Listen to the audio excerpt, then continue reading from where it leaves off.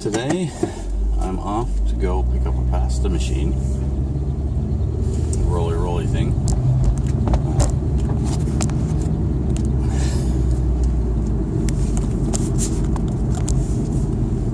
So I'll grab the pasta machine, and then I'm off to the yacht club to go pick up my outboard motor, the Johnson, as I've had enough. I'm going to take it to have it repaired now to somebody. He's in St. Mary's, or just outside of St. Mary's, so a little bit of a drive, about half an hour drive. I can't believe that motor is not working right. I watched a bunch of videos last night on YouTube, and it looks like it looks like it's getting too much fuel now, but it's misfiring still. But that could be the reason why it's misfiring. I don't know. We'll let the pro figure it out. See what he comes up with. Well, I went and bought those wood chips the other day. And I bought them because I didn't think that was there. That's the St. Julian Street wood chip pile. The famous St. Julian Street wood chip pile. It's run by the city. The city dumps their wood chips here because we've got trees, right? It's the forest city. And it used to be free, then they stopped doing it. But look at this. Free wood chip pickup. Had I known that, I would have come here with the trailer, loaded it, and we'd have those wood chips instead of the black ones. I don't really like the black ones because I know it's just paint and stain that they use to make them black. I know how the process works of grinding them and stuff. Those wood chips last for years because they're thick. They're not ground down.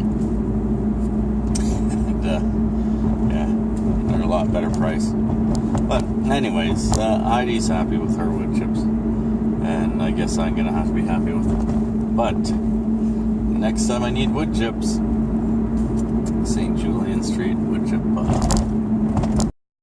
Is it ever nice out here? Spotty.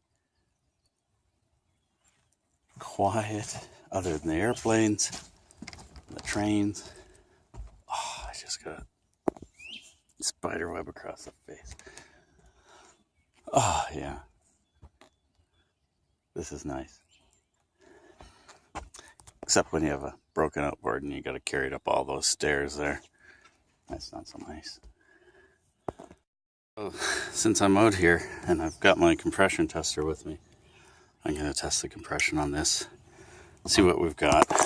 Who knows what I can't remember what it was last time I did this. Let's see.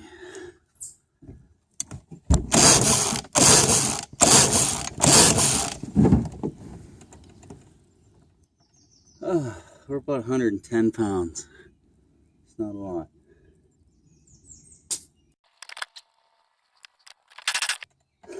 Same thing, about 110. Okay. I'd like to see more. But I think that's alright. Unlock this, unscrew it, lug it up the hill.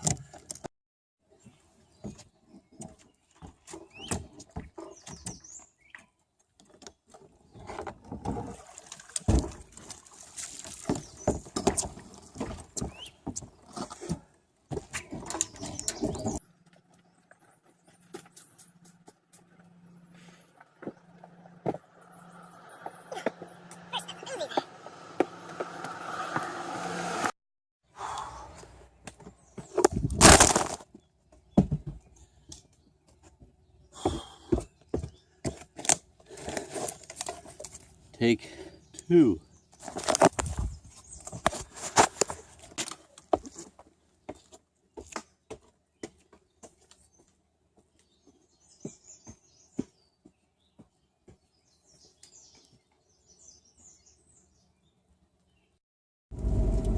motor in the back that works now. I just met Joe. We put the motor in the tank. I told him what it was doing. Put the motor in the tank. Started on the second pull. There's nothing wrong with it. It runs great. So he thinks the problem might be my gas can or the line. Because with his, it just went fine. So I guess I'm gonna have to check my gas can and figure out what's wrong with that. I can't believe that. I couldn't believe it. Started up and it ran fine. It revved out perfect.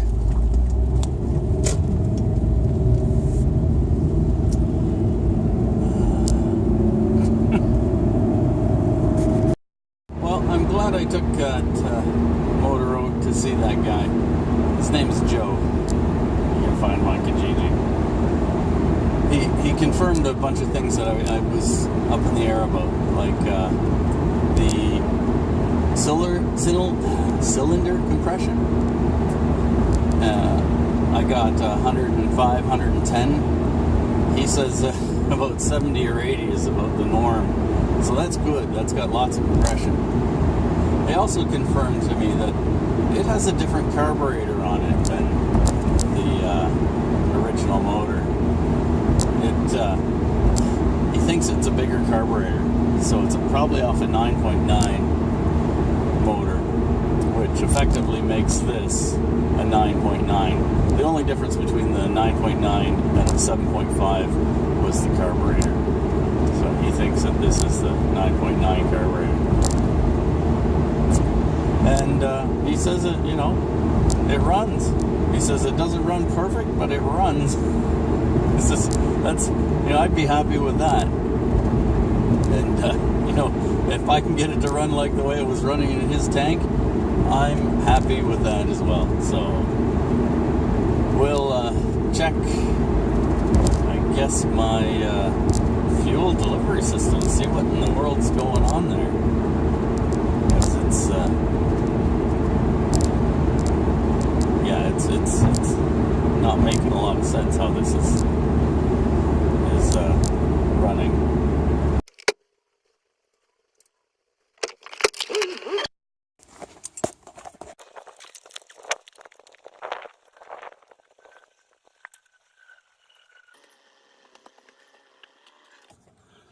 Started first pull, revs up fine. So it's idling nicely. One thing I did was I plugged the hose in backwards. So I plugged the motor end into the tank and then gave it a couple squeezes on the primer bulb. I wonder if that's dislodged anything. But it's running great now. Revs up.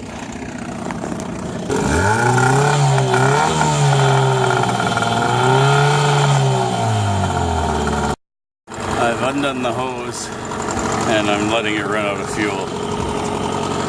Just then I can tip it up and it won't leak fuel.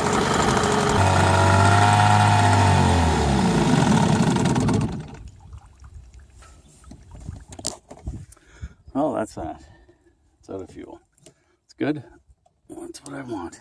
I can tip it up and no fuel will leak out of the carb into the boat.